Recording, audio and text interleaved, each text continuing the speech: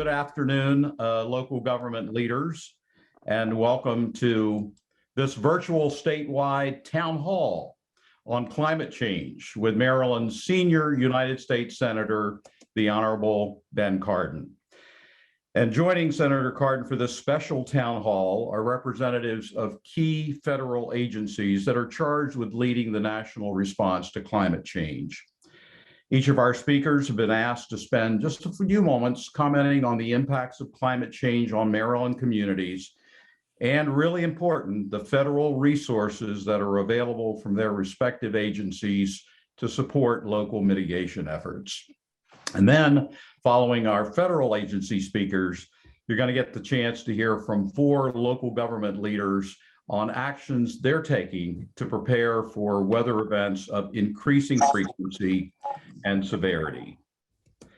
On behalf of Maryland cities, towns, and counties, we are really appreciative that local government's great friend, Senator Cardin, and all of today's special guests could carve out just a little time in their very busy schedules to join us for this very important town hall this afternoon. Thank you in advance to you all. My name is Scott Hancock. I'm MML's Executive Director, your co-facilitator for today's town hall. I'm very pleased to be joined by my good friend and colleague from the Maryland Association of Counties, Michael Sanderson. Before I turn to Michael for some opening comments on behalf of MACO, of course, we have a few logistical housekeeping items to share. Due to the large number of attendees and our limited time today, we're going to be using the Q&A feature on this Zoom platform for general questions and comments for any of our speakers at the conclusion of today's prepared program. The chat feature can be used for internal attendee communication and the posting of applicable documents, but the Q&A feature is what we're going to be using for questions today. So post those questions anytime. The Senator would like to hear from as many folks as possible during this webinar. So if there are any detailed local issues that you may have that may best be addressed offline, please use the Senator's local government address at mdlocal@cardin.senate.gov. mdlocal@cardin.senate.gov. And if we're unable to get to your question or comment online, there are a number of the Senator's very stellar staff on this call this afternoon, and I'm sure they're going to be taking copious notes so the Senator or any of his special guests can follow up at the conclusion of today's town hall. So thank you so much for your cooperation. Again, welcome to this webinar, and I'm going to turn it over to Michael Sanderson. Michael? Thank you very much, Scott. Friends in local government, I'm Michael Sanderson. I'm the Executive Director of the Maryland Association of Counties, and happy to help co-facilitate this morning's session as well. I'm very, very happy to have the Senator and his team express some interest in this topic that's one of broad and deep interest across local governments. It's no surprise, though. Senator Cardin, through his years of public service, whether it was back here in Annapolis or in the House of Representatives or now in the United States Senate, local governments have known, and he's proven that Ben Cardin will share our priorities, always is going to have an open door and always will have an open mind. And that's been an asset that has been proven time and time again. Whether the topic is fiscal security or growing our small businesses, or today's topic on environmental stewardship, we know we have an ally and a leader in the Capitol, and that's of immense value to all of us in local government. So we've heard the nuts and bolts of getting through today's session, but I know you want to hear from the Senator and our other speakers. So without further ado, Senator Cardin, thanks for all the work that you're doing on all these things, and the floor is yours. Well, that's good timing for me. Michael, thank you very much. Scott, thank you. It's really looking forward to this discussion. Let me perhaps just set the stage very quickly, and then we'll get into our debate. I was with President Biden, obviously, last Thursday in Baltimore during the town hall meeting. We had a chance to talk a little bit about COP26 was happening on the climate agenda. On Friday, I had a chance to meet with Senator Schumer in New York when I was up there and got the most recent information. And the president will be leaving for Scotland later this week. We recognize the vulnerability that we have in regards to the realities of climate change. 70% of our population is located in coastal areas. So we're vulnerable to the extreme weather events. We've seen the consequences of flash floods. I could give you many recent examples. I could also tell you about 200-year floods within 20 months in Ellicott City, Maryland, and I was able to see that firsthand. We saw 31 extreme weather events between 2010 and 2020, causing $10 billion of damage in the state of Maryland. So we recognize that we have extreme vulnerability. We have 273 bridges and over 200 miles of highway that are vulnerable to climate change, that are in vulnerable positions. So for Team Maryland, investing in our infrastructure in resiliency is a top priority. I had the opportunity as the chair of the subcommittee on infrastructure of the Environmental Public Works Committee to be directly engaged on these subjects. And in that respect, I've dealt with both the transportation and water infrastructure projects. So let me just mention the two major efforts and then we'll get into a discussion. The bipartisan infrastructure package that is likely to be voted on in the House this week and be signed by the president by the end of the week is the largest single investment in the history of America in our infrastructure, in our roads, bridges, transit systems, ports, water, broadband. It provides $4.5 billion to Maryland alone on roads and bridges. $8 billion capital investment grant that will help us in regards to the transit systems in both Baltimore and Washington and throughout our state. $18 billion in climate change investments for dealing with the realities of having a friendlier transportation environment to deal with electric vehicles and to deal with alternative fuels. It provides for equities. One our first time that we're really dealing with underserved communities that have seen transportation projects divide their community rather than connect their community, how we can rectify that situation. For Baltimore City, we frequently mention the Mulberry-Franklin corridor, which was a highway to nowhere that divides communities, rectifying those types of circumstances. In water infrastructure, for the first time, providing resiliency funds to deal with climate change, to provide a major investment to eliminate lead pipes from our drinking water supplies. In transit, $69 billion available for ports, and the list goes on and on and on. That bill is likely to become a reality within the next several days. And then we have the reconciliation budget that we're working on. We are close to reaching an agreement on that. That will provide additional funds to deal with our climate agenda. And we can talk a little bit about that today. We also have a budget, and for the first time in over a decade, we have congressional directed spending, better known as earmarks. And we can talk about several of those projects that deal with the climate agenda that have been brought to us by county and municipal governments. So let me just thank you all. You're the front lines. Those of you that are our leaders in our municipalities and our counties, you're the front line. It is Team Maryland. We want to give you the help and resources you need to take advantage of this once in a generation opportunity to build back better your city, your county, our community, to be more resilient to the threats we have today, and to make it safer and more economically viable for our future. And with that, Michael or Scott, I'll turn it back to you. And I know you have some people who want to make some presentations. I see Mayor Day's face right in front of me right now.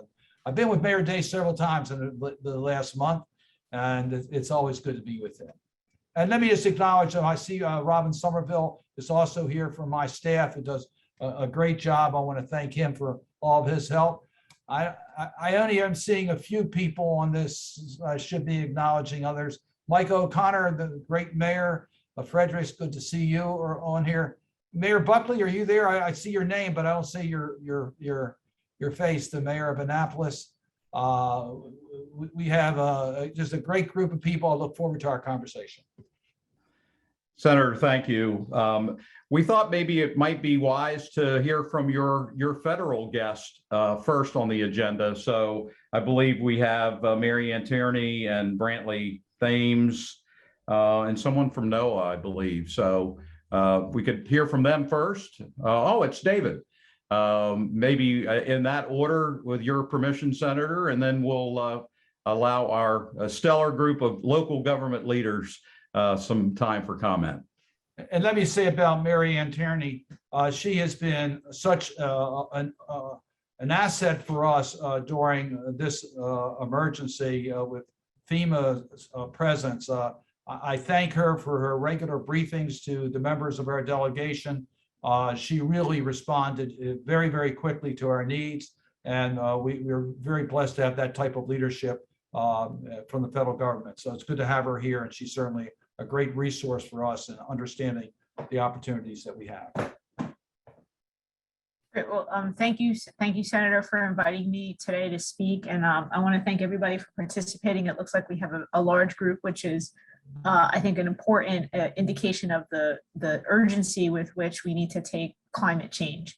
So today, I just want to spend a few minutes talking about FEMA's role in responding to the changing climate and some of the tools and resources we have available. And then I'm happy to answer questions. And when I'm done speaking, I'll put some links in the chat based on my talk. So first of all, FEMA's focus is on helping communities adapt to the effects of climate change. From FEMA's standpoint, I think there's two key things to keep in mind with respect to storms. First of all, the increased frequency with which storms are occurring and their intensity has placed enormous burden on state, local governments with responding to and recovering from those storms. Tropical storm Hurricane Ida is an example of that, as we just experienced through the mid-Atlantic. So to combat climate change, there are 3 grant programs that I want to speak about today that can help with your rebuilding and enhancing infrastructure to make it more resilient. The first is our Building Resilient and Infrastructure Communities grant. The application period is currently open. It closes on January 28th at 3 p.m. So plenty of time to scope a project. There is over $1 billion available for nationally competitive grant applications. That is double what was available last fiscal year. Maryland was successful in receiving a BRIC award in FY21, and I think that's a credit to the work that was done with the local government and the Maryland Department of Emergency Management on that application. So already a baseline of success in the state to build upon. There's also the Flood Mitigation Assistance Program. It has the same application period, which closes on January 28th, and there is $150 million available, again, nationally competitive. Also, as a result of the Biden administration's decision to add the Hazard Mitigation Grant Program to the COVID disaster declaration, there's an additional $77.7 million available specifically for Maryland for mitigation projects statewide.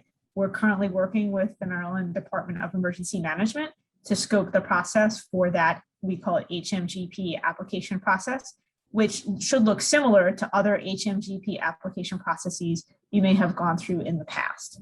What I want to do now is I just want to talk a little bit about each program so that in case people are not familiar with them.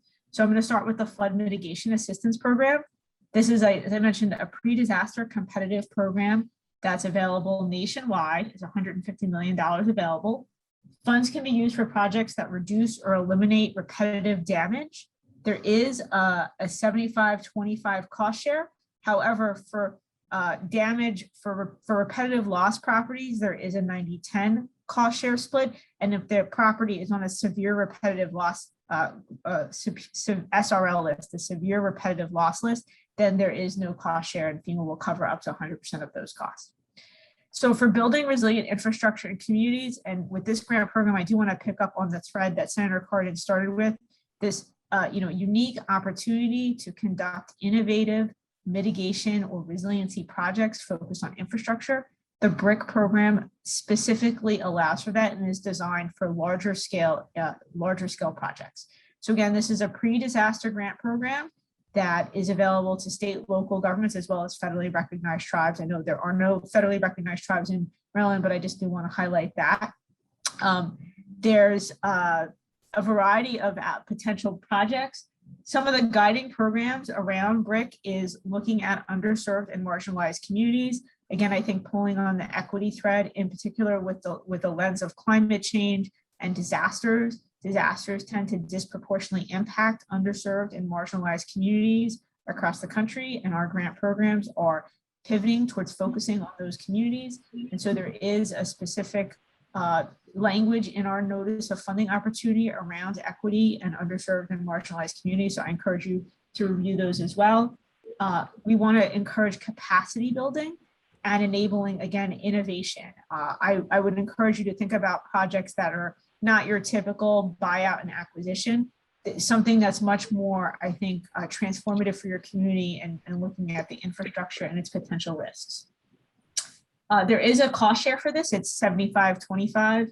And for economically disadvantaged or rural communities, there is a 90-10 cost share split. So again, with a nod towards the potential economic impacts in those types of communities not being able to make the cost share.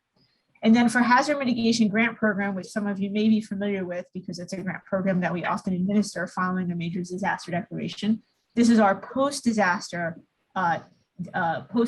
competitive grant program. Again, it is state specific. So Maryland has been allocated about $77.7 million in COVID. I think this also presents a really unique opportunity for transformative mitigation. Typically, when HMGP is turned on, there's physical infrastructure damage associated with the disaster. So then there's a lot of already existing need as a result of the disaster. With COVID, there isn't any physical infrastructure damage. So there's an opportunity, again, to think holistically, and I think to think through this in a different way. There is a 75-25 cost share, and I am aware that the Maryland Department of Emergency Management has sent a letter to FEMA regarding the potential impacts of that cost share on communities' ability to apply for that grant. But I do not have an update on the status of that letter. But I did want to mention that in case anybody was going to ask about that. Two other things I want to note. With the Building Resilient and Infrastructure Communities Grant Program, there is an opportunity for communities to receive direct technical assistance grants. This is a new type of grant available. There are going to be 20 communities nationwide selected for that. That's twice the number in FY21.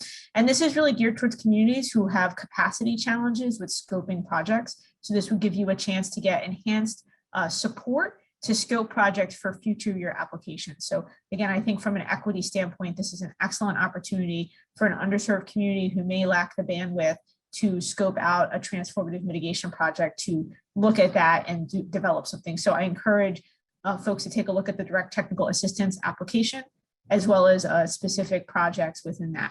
And then the last thing that FEMA works on, which is not grant related, but adjacent to grants, is building codes and standards. So I really would encourage that communities think about the adoption of disaster resistant building codes. In particular, again, as we look at the intensity and the frequency of storms, there's a lot of opportunity to make infrastructure more resilient by just implementing better building codes and standards. And President Biden reinstituted the federal flood risk management standard. And so with any federal funding going forward, you will have to meet that standard within that executive order. And as I mentioned at the end, I don't know how questions will work. I'm happy to answer questions, but when I'm done speaking, I'm going to pop some links in the chat for everybody. So with that, I will turn it back over and thank you for the opportunity. Mary Ann, thank you for that presentation. We appreciate everything FEMA has been doing. Next, we're going to hear from Bradley Thames, who is from the U.S. Army Corps of Engineers. He is from the Louisville district, but he's currently detailed to the Army Corps headquarters and is the co-chair of the effort in regards to resiliency. So it's wonderful to have you here, and I appreciate you joining our group here in Maryland. Thank you, sir. Thanks for having me. And I guess I'll go through a few how climate change impacts our business lines and our mission here today. And just to start off, it is our policy to integrate climate change adaptation planning and actions into our agency's missions, operations, and all projects.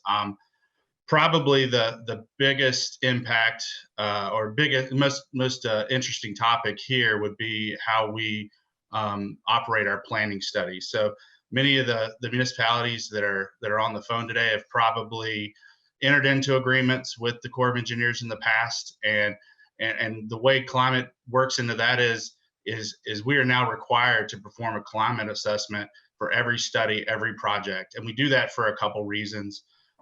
We do that to assess the climate impacts and historical and projected trends of climate in the area that we're actually doing our study or project.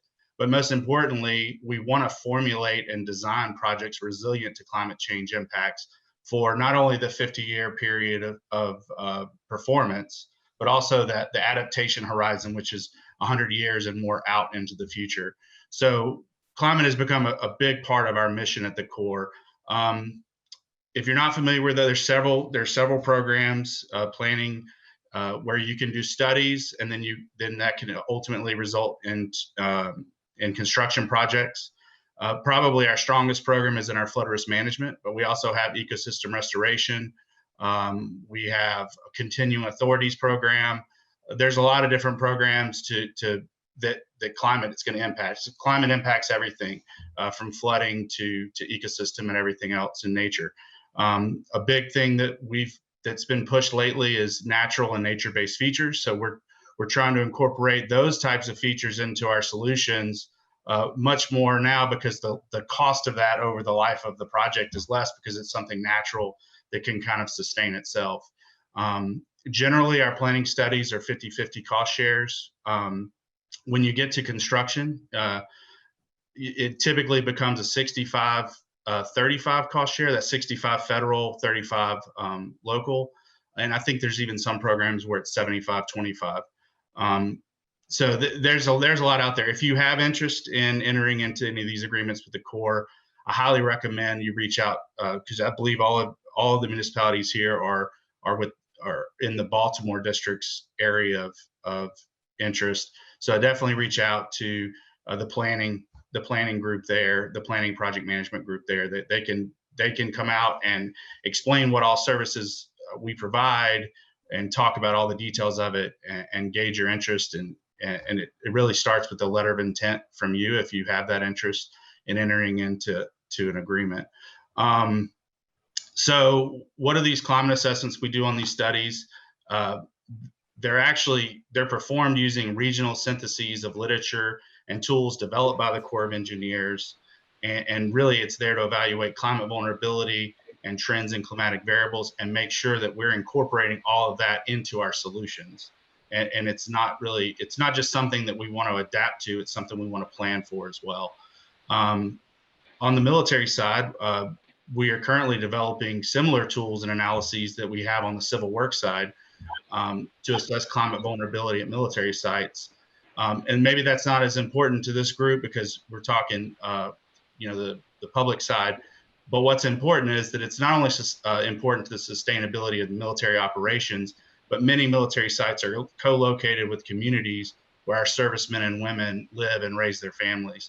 So there's a lot of new programs coming out to where the Corps can interact with the communities adjacent to military sites. Climate preparedness, resilience, as it has been for decades, is an important mission of the Corps of Engineers. And it's great to see the other federal agencies here because we work beside them every day to deliver our overall mission.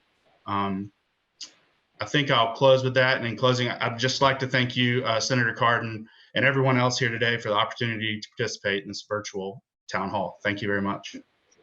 Well, Bradley, thank you for that presentation. The bipartisan package will give the Army Corps greater capacity. We did provide substantial increase in federal capacity under the bipartisan infrastructure bill to deal with the Army Corps projects. In Maryland, we have a great deal of interest. I know you'll be getting applications. We have also made a priority of using dredged material for beneficial use. And we've been able to do that in the appropriation bill that was just released by the Senate Appropriations Committee.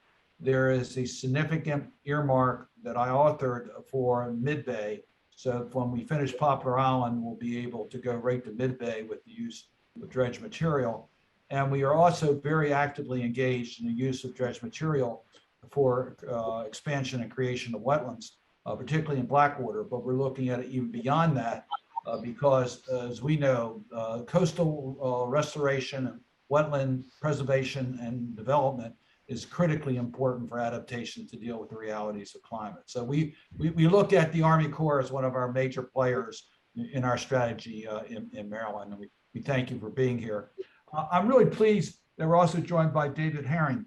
NOAA plays a critical role in our environmental issues. We're proud of NOAA's presence in our state, but David is an expert on, has written extensively on science issues, but earth science issues are critically important to our efforts in dealing with our environmental challenges in our region. So I'm glad that NOAA is participating today, and let me turn it over to David Herring.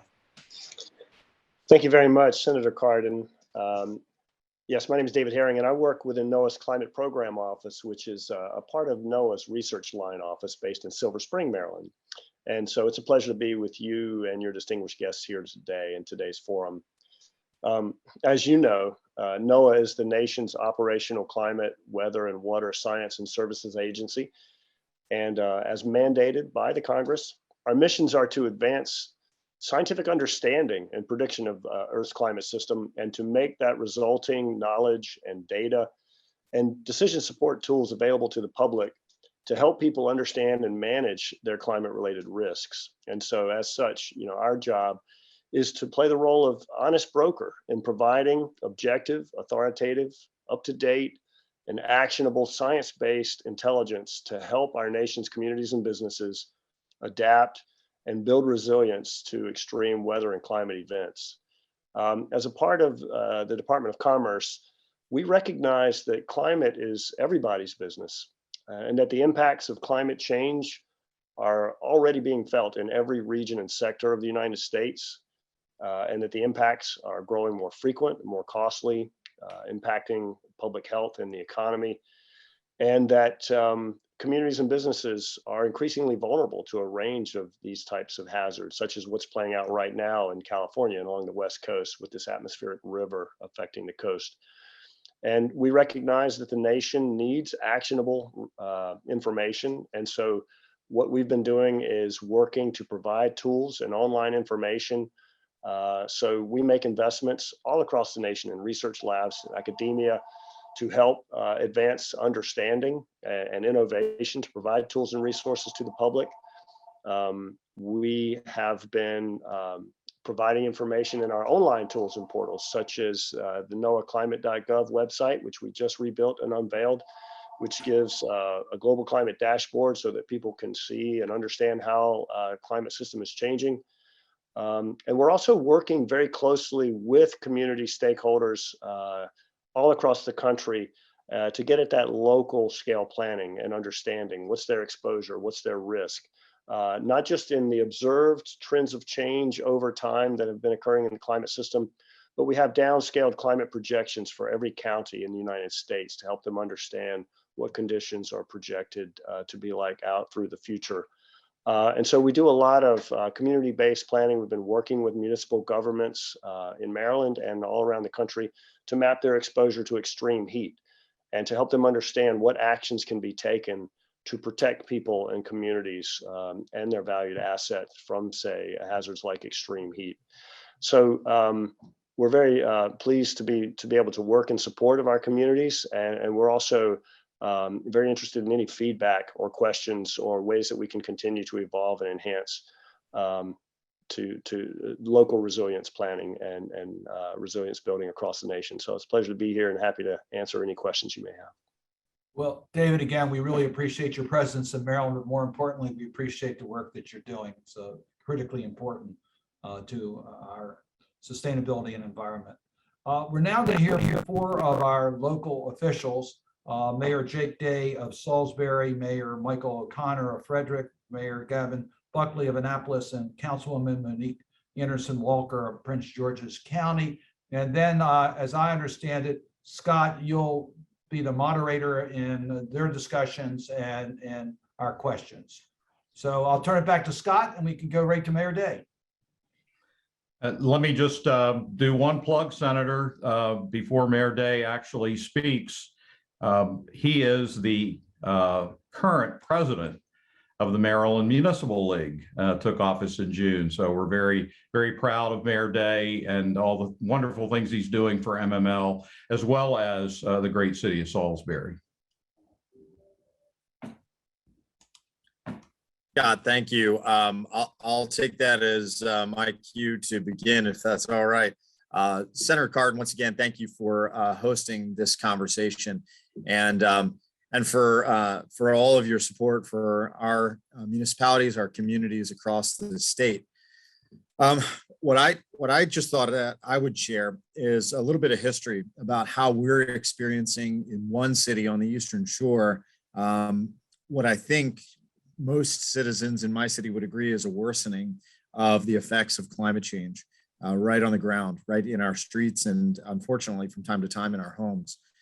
2016, 2017, and 2018, our city experienced 3 consecutive floods that were catastrophic for 2 areas of our city that are in the floodplain, one at the confluence of the north and south prongs of the Wycomico River, and a second area by Tony Tank Pond, which is between the cities of Salisbury and Fruitland, affecting both areas in both municipalities as well as unincorporated areas.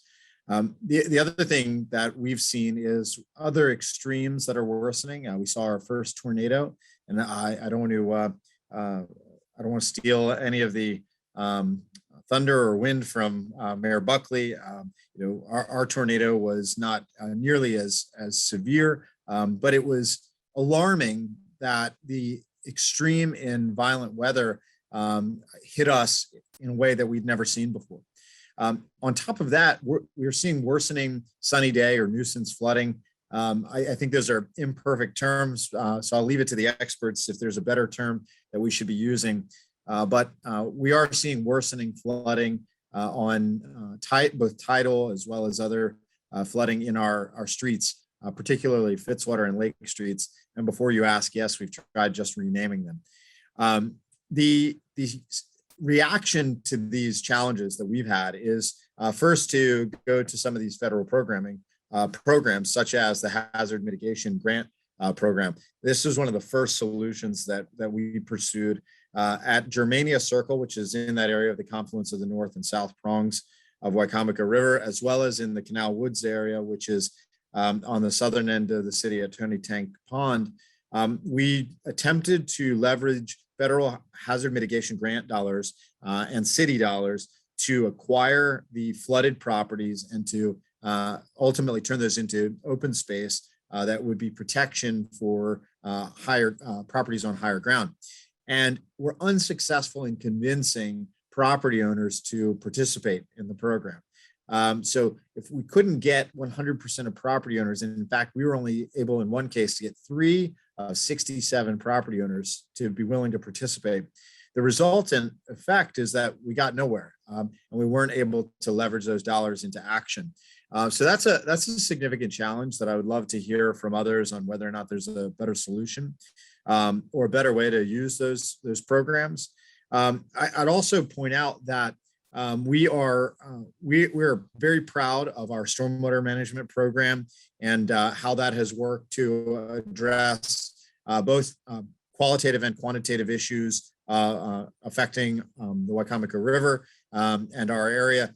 But we certainly see that as only one small step in the right direction. I'm also aware of Maryland's Resilience Authority financing program, and we are looking at that right now. But we obviously feel, and this isn't going to surprise anyone, that our local taxpayers can only bear so much in response, and that federal and state support is going to be needed to be effective. So moving forward, our 5-year plan is very much focused on the most low-lying areas and in best addressing those areas as either being responsive from what is developed or protecting them from development and protecting other low-lying areas further back from the water's edge. And we're doing that primarily through the development and the design of what we're seeing as climate adaptive parks, or floodable parks. So our North Prong area, which was once an industrial zone and was also looked at as a high intensity multi or mixed use development area, we're looking at that today as an entirely park, a zone that will be entirely green space and park space.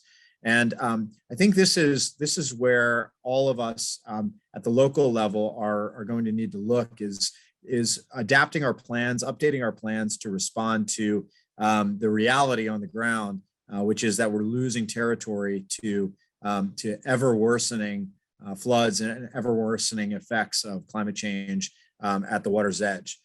With that, I'll stop. I'm sure my fellow mayors and local elected officials have a lot to add. But again, thank you, Senator, for the time.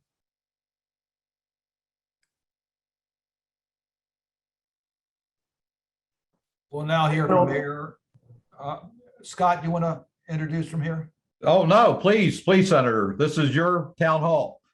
Well, I believe we'll next hear from Mayor O'Connor from Frederick, doing a fabulous job. We were together just recently in Frederick with a nice announcement on an economic development lab growth. So good things are happening in the city of Frederick. Thank you, Senator. I appreciate you putting together this panel opportunity for this really important issue. Anyone who's been to the city of Frederick is certainly familiar with our Carroll Creek Linear Park, which is a fantastic economic development project, but it wasn't conceived as an economic development project. It was conceived as a flood control project, because in the mid-1970s, long before anybody was talking about climate change, we faced several devastating floods that nearly destroyed our downtown business core.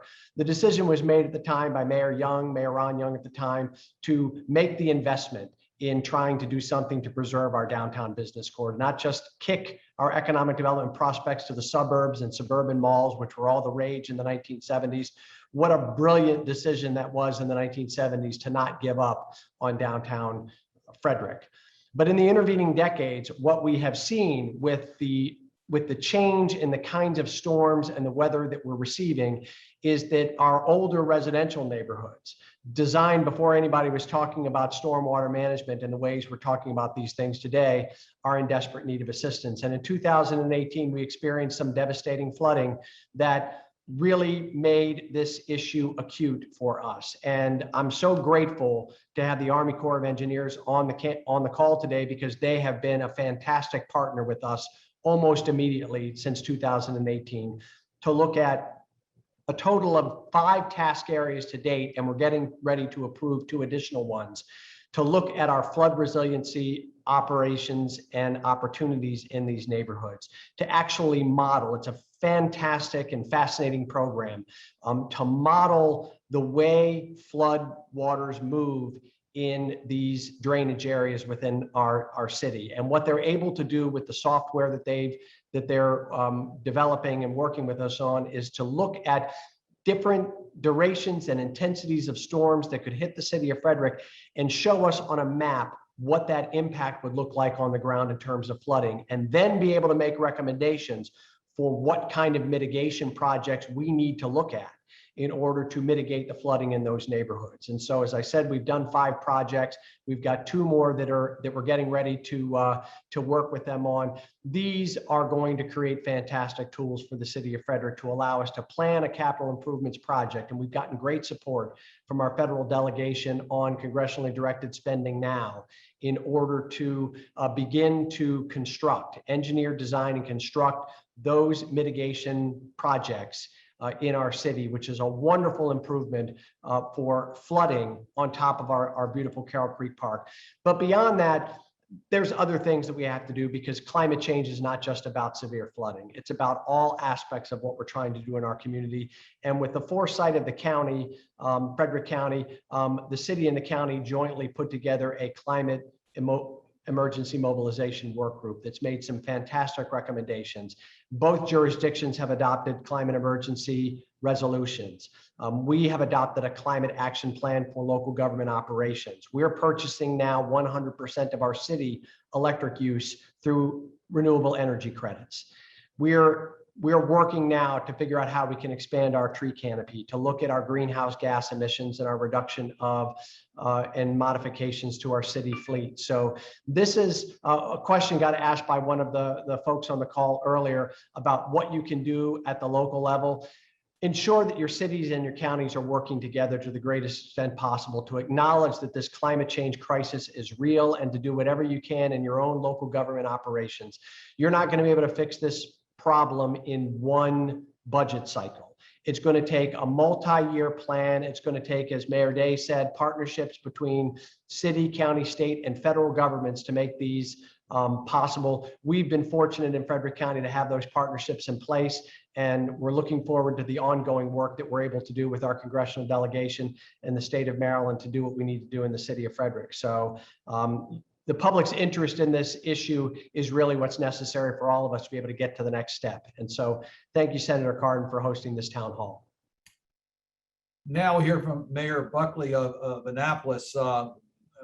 I've spent more time in Annapolis, I think, than any other city but Baltimore, because I spent 20 years in the Maryland General Assembly. You not only had the problems of a coastal community, but also a major military installation at the Naval Academy. So it's good to have you with us today. Well, it's an honor to be here, Senator Cardin, and I want to thank you for those of us who are in office for giving us an opportunity for giving us what's potentially a Roosevelt moment, for letting us be part of something that could be bigger than ourselves, for letting us be part of building back this nation's infrastructure that will outlast us, but we can look back on and we can say at that moment in history, they did something great. For people who've been to Annapolis enough times, they know that we know what sea level rise looks like. They know when they're turned around at the Eastport Bridge because they can't come across it because there's been flooding on Compromise Street. They know when they're trying to get into Gate 1 of the Naval Academy or to the shops and businesses on Dock Street because the water is too high. So we know what it looks like. We fix it in the short term with a clever system of pumps in our storm drains, but that only protects this city to about 4 foot and 1 inch of tidal surge. So we've gone big on this, and we've taken the best piece of real estate in the city, our very prominent parking lot on the water. I always joke about how we have the most beautiful place in America to park cars, but it could be something better. And what it's going to become is a barrier against sea level rise. We're going to raise our city dock roughly 6 feet. We're going to create an amazing public space there. And I truly believe that good public space or good community space builds a good community. So we'll have an area that is raised, that has a spray park in it, sort of for families to enjoy. It moves our harbor master's office closer to the waterfront. It creates a series of steps that step down to the water. And really, we will not only protect the city against sea level rise and create a public space, but we'll have the ability to filter some of the stormwater that hits that parking lot, heats up in the summer, and just rolls into the Chesapeake Bay and has that negative effect. But sea level rise is not just about sea level rise or climate change for us. It's about, when we're going to get hit by the next Isabel. This plan would have stopped Isabel and the millions of dollars of damage that Isabel caused the city of Annapolis.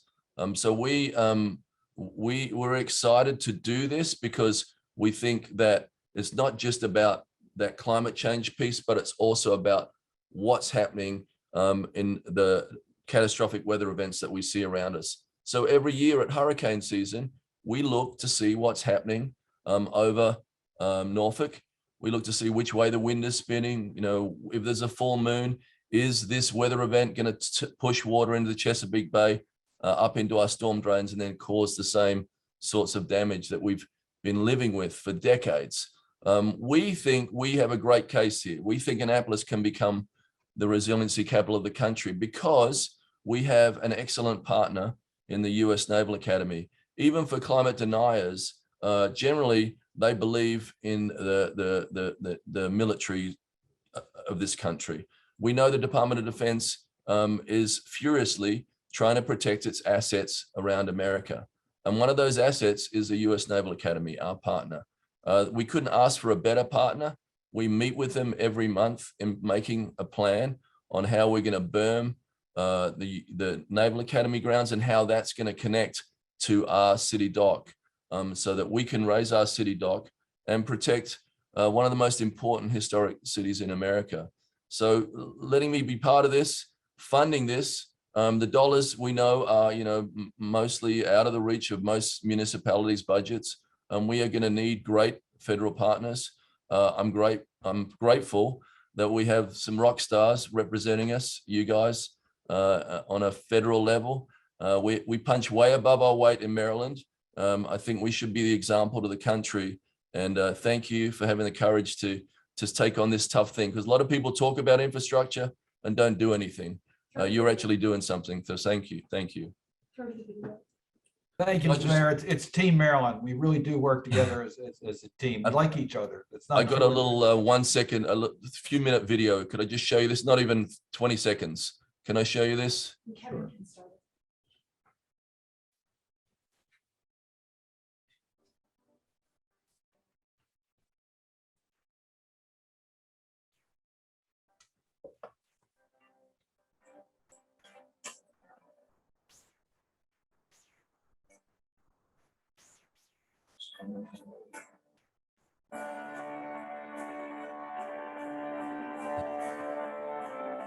We weren't supposed to do the short one.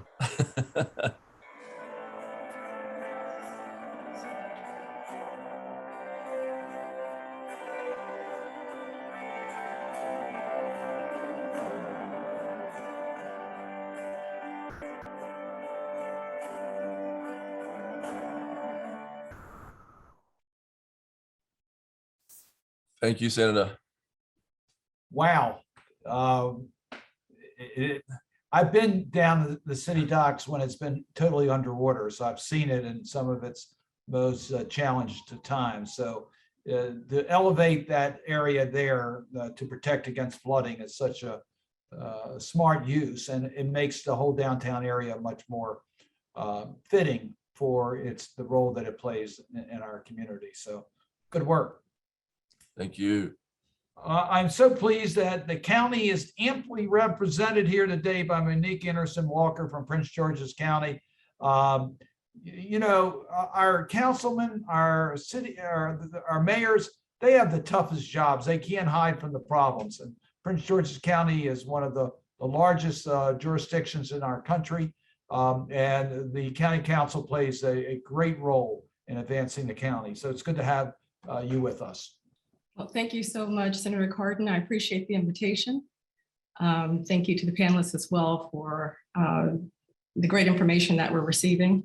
I want to speak to some of the challenges that we're having with regard to climate change, with, of course, rain itself, but then some of our policies that perhaps we need to look at to correct some of the challenges. I'm located right now at National Harbor. I represent District 8. Or as I like to call it, District 8. It's also the global gateway. It's where Joint Base Andrews is housed, which presents a lot of support, I think, for us. We generate a good amount of funds and resources for the state of Maryland, and we want to continue to be a viable part of economic development in the state. In order to do that, we recognize that we need to have best management practices in place. So as development has taken place, our infrastructure has not caught up.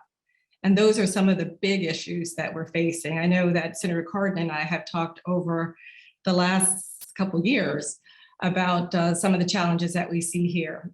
Flooding for us is riverine flooding. I'm located right at the Potomac River. The location of this area is topographically at the bottom. It's at the bottom, and then water spills into the Potomac River. So quite literally, if it is storming in Laurel, it could be flooding here because the groundwater flow comes down to this basin before it dumps off into the Potomac River. And there's a good bit of needed infrastructure in catchment areas in order for that flow to be slowed down and not to rush into the southern or this lower lying area. So these are some of the things that we've addressed with on a state level with Maryland Department of Natural Resources. Secretary Hadaway Riccio has come down to look at some of the issues we have with our marinas and silting that is taking place as a result of this erosion. Irresponsible development has played a role in this as well, but there's a recognition that we need to look at our policy and how development takes place. It's irresponsible to develop in a floodplain.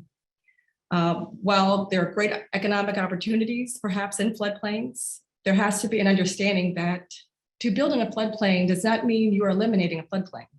When you hear that an engineer saying we're going to build something out of a floodplain, it means they're going to raise that land. They're going to pack it, but that water goes somewhere.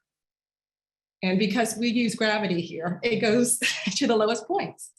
So that is seen in rushing waters over surface. So especially areas that are impervious, that are blacktopped, that are sprawl development. We see that in townhouse development that's taking place here now, and development in virgin land. So one of the policy pieces that we want to look at as we recognize that this issue is only becoming more pronounced is that we focus on infill redevelopment. Infill, meaning areas that are already blacktopped, already impervious, that already have the infrastructure, water sewer infrastructure in place. So we're not adding pressure onto systems that are already heavily burdened.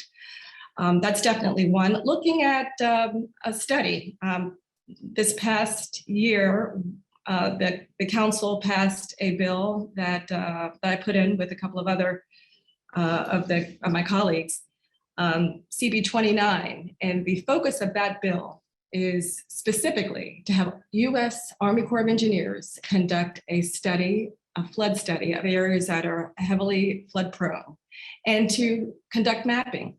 And this will serve a couple of purposes. One being obviously pointing out some of the areas where there's challenges so that we can start to move towards solutions, as well as look at some of the upstream behavior that's causing the flooding. All of this is important as we kind of put the pieces together and best practices moving forward with development, because we know development must take place. We just want to be very smart about how we do it and make sure that we have the infrastructure that can handle the type of flows, heavy flows that we're seeing now. I'll give you an example. The state of Maryland's threshold is a 100-year flood. So for development, if you're looking at, let's say 4 inches of rain over a 24-hour period, well, then you might look at that criteria. The nature of the rain storms or rain bombs we're seeing today are closer to the concerning levels, are right around 6 inches of rain in 4.5 hours. You see the difference. So if you're looking at a horizon of a 24-hour period of a rain versus a short bomb, then the engineering is going to be very different. We have to look at what catchment we have in place, what infrastructure we have in place that can bear the brunt of that. And if we don't have it, we should not develop. So we need to be much firmer with holding on to, holding our, sticking with our guns, so to speak, with some of the rules that we have in place. I do want to speak to other challenges as a result of climate, and that is with our existing stormwater management infrastructure, as well as our utility infrastructure. So WSSC, for example, which is over 100 years old. So it's not unlikely that you will find piping that's well over 100 years old that's crumbling. Then you deal with inflow and infiltration issues because of that groundwater that we just described. And not to get too far off, there are other potential dangers and contaminants that flow and that can be brought into our drinking water, unintentionally, of course, but nevertheless, it happens. And so we had to look at our PFAS and how the use of these materials, specifically on military bases, how that will then be wrapped up in this climate discussion, because the PFAS runoff will then get into our streams and our drinking waters.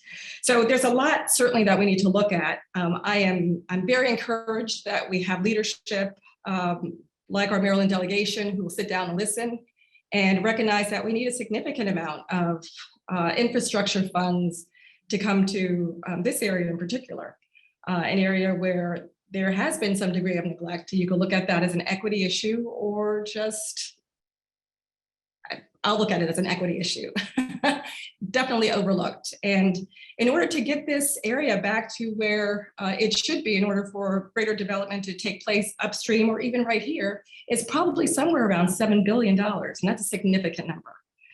But I want to be straightforward and honest about what I believe our challenges are. In my 3 years on the council, I have made it my focus to look at issues regarding floodwaters and wealth building, because we recognize that people lose wealth as a result of flooding. Houses get flooded, they get devalued, all of these things. I will stop right here. Thank you so much for your time and allowing me to be a part of this discussion. Well, let me thank you for those comments. We just recently had a hearing in the Environment and Public Works Committee, and I raised the exact issue that you are raising to the Army Corps. They are preparing the flood plans to deal with the realities of climate change, but we're seeing different types of flooding than we've ever seen before. I use Ellicott City as an example. Ellicott City's always had flooding, but it's usually been from a large volume of rain over a long period of time, which they did not experience until just recently, is that extreme amount of rain within a very short concentrated period of time. And our plans do not include that today. You're absolutely correct. So we do need to adjust our strategies with the realities that we're getting much more heavy rainfall in shorter periods of time, causing flooding than we've ever seen. And we have to adjust our plans. So again, I really want to thank our local officials for their leadership on these issues. FEMA has a lot of programs that are available that can help. And I know that our regional administrator is there really to help us navigate the opportunities that we have in regards to FEMA. The Army Corps is one of our favorite partners. All they ask for is to give them more and more resources. They have a backlog of applications, so they can do a lot of really good work. And NOAA is one of the real jewels that we have in our toolkit. Their information on earth science is so valuable to everything we do. We have a new opportunity in this budget cycle with congressional directed funds earmarks, and we've been reaching out with our county and municipal officials to let you know of those opportunities.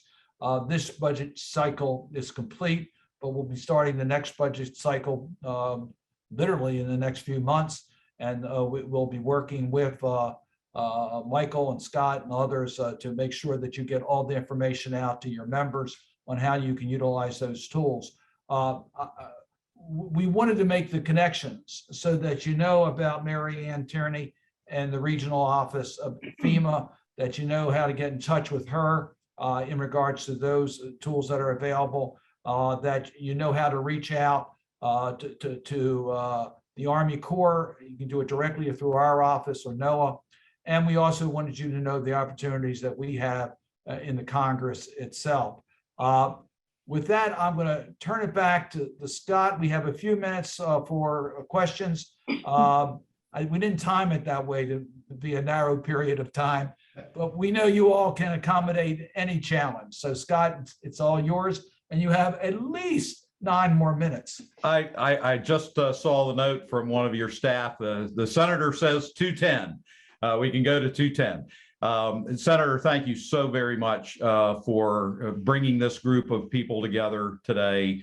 It's just been wonderful to hear on this very important topic. I would note that Maryland Municipal League actually adopted climate change as one of our strategic initiatives for this coming legislative session.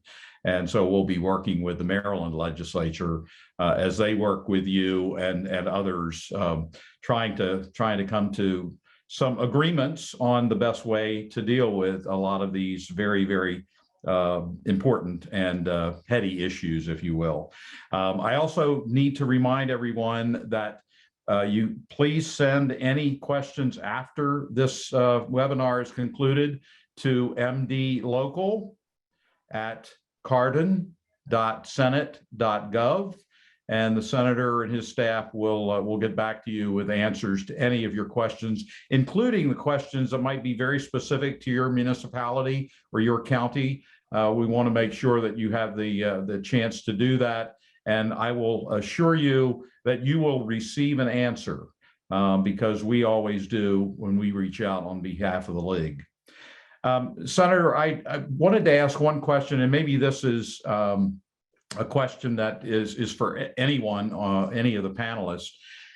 The upcoming UN climate change conference, which is the president's going to be leaving for, I think, at the end of the week. What do you see as major goals as it pertains to Maryland for this conference? And maybe it's what needs to be done prior to the conference in the Congress, so that the president actually has something really important to talk about when he meets with all these world leaders.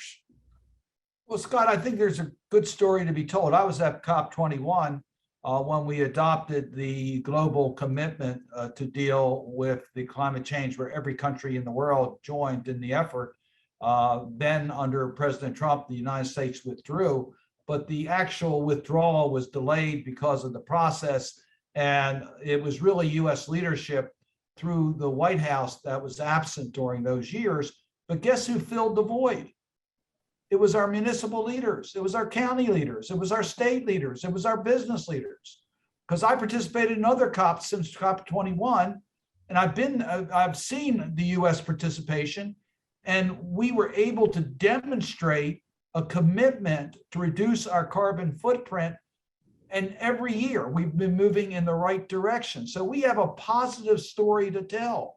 We've made the investments in alternative fuels. We've made the investments in energy efficiency. We need to do a lot more. We're at a crisis position globally. And as the leader of the developed world, the democratic state, we have to demonstrate through our words and our deeds. So the $1.2 trillion bipartisan infrastructure has major components on climate, including dealing with EV stations on our transportation network, including dealing with a more efficient energy system of not only in transportation, but also water. So we have a commitment and story to tell that we'll tell on COP26. I'll be at COP26 along with a couple dozen legislators. We're going to be there supporting the president. We won't be there when he's there. We'll be there the week after. And we're planning that. We're in contact with Secretary Kerry, who's our point person. I think the president's going to be able to tell a great story in his personal leadership on this issue, on delivering through his executive action and through industry and local governments, all that we're doing, the Maryland Municipal League adopting it as one of your priorities. All that is important messages for us to give to the global community. Because quite frankly, we do have some challenges from countries like China and others that have to do more. And under the COP21 climate commitment, a lot of this is, there's no enforcement mechanism. So we have to be able to work together to demonstrate the need that we all need to carry out our responsibility in this matter. So I'm optimistic about COP26 in Scotland. I think it's going to be a meeting of countries that are all willing to move forward, and US leadership will be there. Thank you, Senator. I'll turn to my co-facilitator, Mr. Sanderson. I think there are a couple of questions he had. You're on mute. Thank you very much for all the comments, both to you, Senator, and for the multiple guests who covered a lot of ground.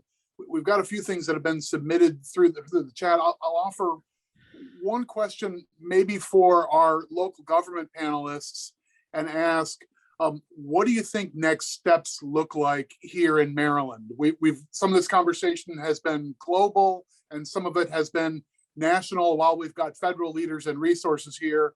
What do next steps look like to take next steps, put some more things in place, advance equity, all the things we want to accomplish on these fronts? Where do we collectively go from here, back at home and in Annapolis?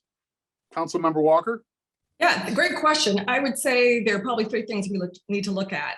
Tree canopy preservation. And when I say tree canopy, I don't mean when you take a tree down, you plant two more, because that's not the same. Tree canopy, when you have a 200-year-old root system and you take that out, that's destabilizing soil, that is heating the air because you don't have that cooling mechanism anymore. So that's critical, without question. The other is to minimize development of virgin land. I think we need to start focusing on infill redevelopment.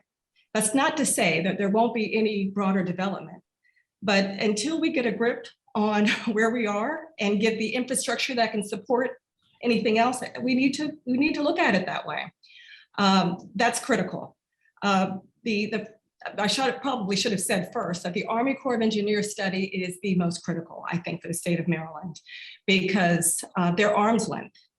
And when I state it this way, being arm's length means you're not working with a developer. Typically, if you're an engineer and you're working for a developer, you want to lean towards whatever the developer wants to get done. Army Corps of Engineers, to me, is singularly focused on safety. And that's what we want to really focus on, getting FEMA and Army Corps of Engineers to conduct a study of Maryland and map it out so that we can move forward with best practices. Those are my thoughts. So good body language from the mayors who are on the call as we do our best to read the electronic room. Any of you have complimentary or additional comments on that front? Mayor? I'll say, I think the council member is dead on. Preservation of tree canopy is critical. We know in a growing community, it's really difficult when new development comes in to ask them to maintain the trees that are on site. But it's critical we do that. And where we have in the past perhaps not has been conscientious about that we have to be really firm about the replanting that needs to be done, because it's only too late if we don't start now.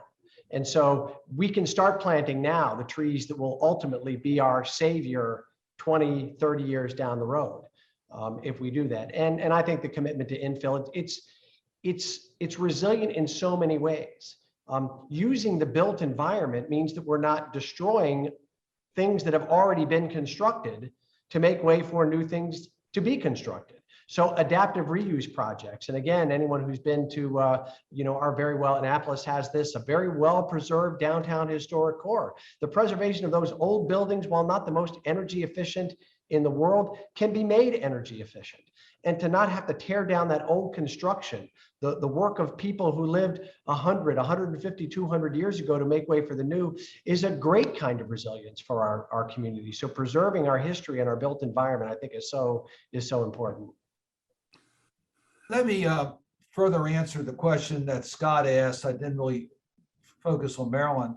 Look, Maryland embraced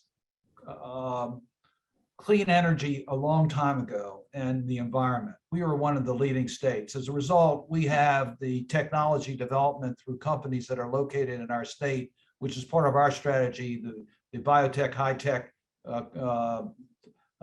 economy that is so prevalent in Maryland, is developing the technologies we need, whether it has to do with battery technology, whether it has to do with transportation tech. We're doing it here. We're also manufacturing, as we saw just recently with the wind turbine location in our state. And we're committed, but we also have implemented the policies. Our clean energy electricity policies in the state are very progressive, and they were implemented many years ago. So I think we are a model state on the progress that we've made, and we will capture that in a growing economy good jobs for the people that locate here, the synergy that'll be so helpful for the growth of our economy.